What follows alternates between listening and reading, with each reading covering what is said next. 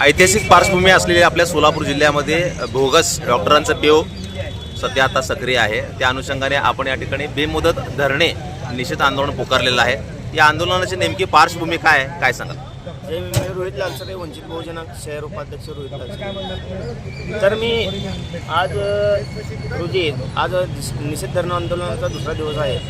मी काल धरणे आंदोलनाला बसलो आहे। विषय असा आहे की शिवशक्ती प्राकृतिक चिकित्सालय तालुका दक्षिण सोलापूर येथील तांदुवाडी या ठिकाणी हे चिकित्सालय चालू आहे। तिथे बोगस डॉक्टर मल्लिकार्जुन भीमाशंकर कुंभार यांच्याकडे कुठलीही वैद्यकीय पदवी नसताना ते बोगस वैद्यकीय व्यवसाय करत आहेत आणि रुग्णांवर धोकादायक पद्धतीने उपचार करत असताना आढळल्याने त्यांच्यावर शासकीय FIR दाखल झालेला आहे तालुका पोलीस स्टेशन येथे। परंतु त्यानंतरही ते गप्प बसले नाहीत। त्यांची मुलगी जिच्याकडे BHMS पदवी आहे ती ॲलोपॅथीची प्रॅक्टिस करत असताना आढळून आले 2025 साली तिच्यावरही तालुका पोलीस स्टेशन येथे गुन्हा दाखल झाला आहे। परंतु हे दोन्ही गुन्हे दाखल होऊन देखील त्यांच्यावर कुठलाच प्रभाव पडलेला दिसून येत नाही। ते आज तागायत ते बोगस व्यवसाय आणि रुग्णांवर धोकादायक पद्धतीने उपचार करत असताना अद्यापपर्यंत ते करत आहेत। मला असा मोठा प्रश्न पडलेला आहे की हे आरोग्य विभाग आणि पोलीस प्रशासन त्यांना का सूट देत आहे, का ढील देत आहे? रुग्णांच्या जीवाशी खेळ करणे, आरोग्याशी खेळ करणे हे योग्य आहे का? तर हे वंचित बहुजन आघाडी खपून घेणार नाही असं आम्ही तुमच्या माध्यमातून सांगतो। तुम्ही जो आरोप या ठिकाणी संबंधित या डॉक्टरांवर केला आहे त्याचा ठरवण्याचा बोगस किंवा वैद्य डॉक्टर ठरवण्याचा अधिकार संबंधित त्या प्रशासनाला आहे। तिथे काय तुम्ही पाठपुरावा केला आहे का? मी गेले 3 वर्ष झाले या विषयात पाठपुरावा करत आहोत। सामान्य नागरिक बोगस डॉक्टर आहे असं गुन्हा दाखल करू शकत नाही किंवा फिर्याद देऊ शकत नाही, कारण त्याला विशेष समिती नेमलेली आहे शासनाने। तर विशेष समितीनेच तो FIR दाखल केलेला आहे आणि त्यासाठी मी 3 वर्ष माझ्या जीवनातील 3 वर्ष मी या विषयात घातलेलं आहे।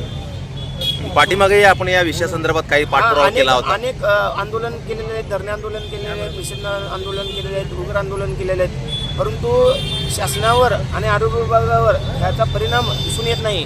मग मी असं विचार करत आहे की आम्ही वंचित बहुजन आघाडी जर दोन्ही प्रशासनाला जर कळत नसेल, आरोग्य विभागाला आणि पोलीस प्रशासनाला, तर आम्ही आमच्या हातात घेऊन ते चिकित्सालय बंद करू। एकंदरीत आपल्या पक्षाच्या वतीने तुम्ही जी काही ही भूमिका पुकारलेली आहे याची दिशा काय असणार आहे पुढील? याची पुढील दिशा असा आहे की आता आम्ही शांततेत आणि कायदेशीर सनदशीर मार्गाने हे आंदोलन करत आहोत। जर यांना जाग आली नाही, आता कित्येक इथं तुम्ही बघत असाल 895 दिवस आहे तरी कुठली दखल घेतली नाही।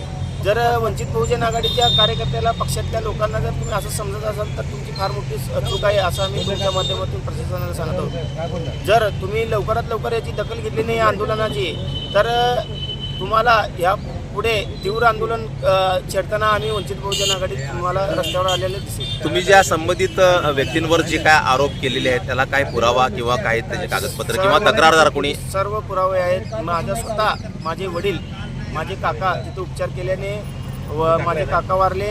माझे वडील आज तागायत ते अपंगत्वाला झेलत आहेत, त्या दुःखदायक घटनेला सामोरं जात आहेत। म्हणजे एकंदरीत तुमच्या घरातील घटना तुम्हाला अनुभव आलेला आहे। आणि डॉक्टर म्हणल्यावर कोण सामान्य नागरिक त्याच्या विरोधात जायला तयार होत नाही, कारण त्यांना त्यातली काहीच माहिती नसते। जसं मलाही माहिती नव्हती पहिला, परंतु मी 3 वर्ष पाठपुरावा करून त्याची पूर्ण सखोल माहिती घेऊनच या विषयात उतरलो आणि त्यांच्यावर 2 गुन्हे दाखल करायला भाग पडलेला आहे प्रशासनाला। जनहितार्थ तुम्ही जनतेला काय आवाहन करले या माध्यमातून? मी जनतेला असं आवाहन करत आहे की शासनाने महात्मा फुले जन आरोग्य योजना, आयुष्यमान भारत योजना अशा यासारख्या अनेक जीवनदायी योजना आपल्यासाठी उपलब्ध असताना आपण या असल्या बोगस वैद्यकीय व्यवसायाला आणि बोगस डॉक्टरांच्या भूलथापांना बळी न पडता आपण तिथं उपचार न करता विश्वासार्ह आणि खात्रीशीर चांगल्या डॉक्टरांकडे, MBBS डॉक्टरकडे, MD डॉक्टरांकडेच आपण आपला इलाज करावा, जेणेकरून आपलं आरोग्य हे सुरक्षित राहील असं आपल्या माध्यमातून आम्ही सांगतो।